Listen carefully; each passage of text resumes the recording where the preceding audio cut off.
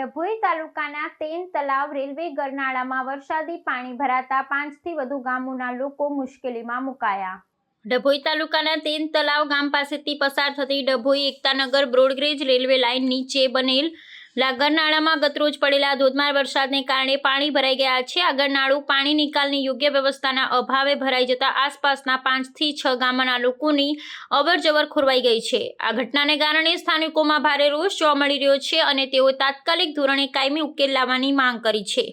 અસરગ્રસ્ત ગામો અને લોકોની હાલાકી ગરનાળામાં પાણી ભરાઈ જવાને કારણે માનપુરા, ઉરડી, રાજપુરા, લીમડી વસાહત, ગુમાનપુરા અને સનોર જેવા ગામોના લોકોને ભારે મુશ્કેલીનો સામનો કરવો પડી રહ્યો છે। આ ગામના લોકો જેઓ ધંધા વ્યવસાય અર્થે નોકરી માટે અથવા શાળાએ જવા માટે નિયમિતપણે ડભોઈ વડોદરા તરફ આવન જાવન કરે છે તેઓ અટવાઈ પડેલા છે। ખાસ કરી વિદ્યાર્થીઓને શ્રમજીવી વર્ગને સૌથી વધુ હાલાકી વેઠવી પડી રહી છે। કાયમી ઉકેલની માંગ આ કોઈ પહેલી ઘટના નથી। બ્રોડગેજ રેલવે લાઇન બન્યા બાદ ચોમાસાની દરેક ઋતુમાં આ ગરનાળું વરસાદી પાણીથી ભરાઈ જાય છે, જેને કારણે સ્થાનિકોને વારંવાર મુશ્કેલીનો સામનો કરવો પડ્યો છે।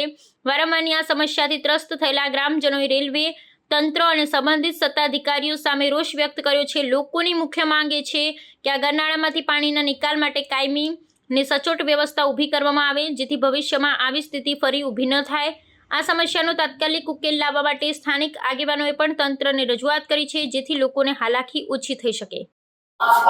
અમે તેંધારા પ્રાથમિક શાળામાં ભણીએ છીએ અને જ્યારનું નારું બન્યું છે ત્યારનું અહીં ઘડી પાણી ભરાય છે, ત્યાંનો કોઈ નિકાલ નથી।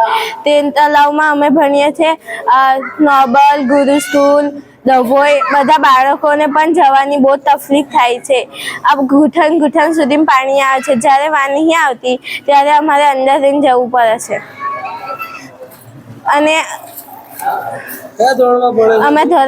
મેં ધોરણ 8માં ભણું છું।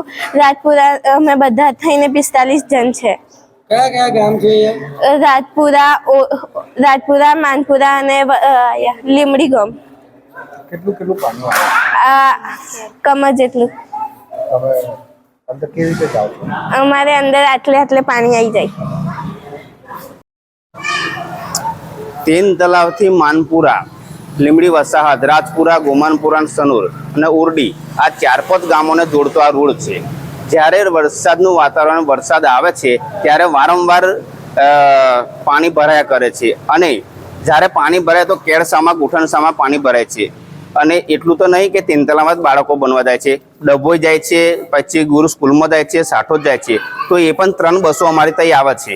એ પણ આ પાણી ભરાય છે તો બસો આવતી નથી અને વાલીઓ બધા મેકવા આવે છે છોકરાઓને, પાછા નાળું પાર કરાવે છે અને પછી પાછા છોકરાઓ બેસીને જાય છે।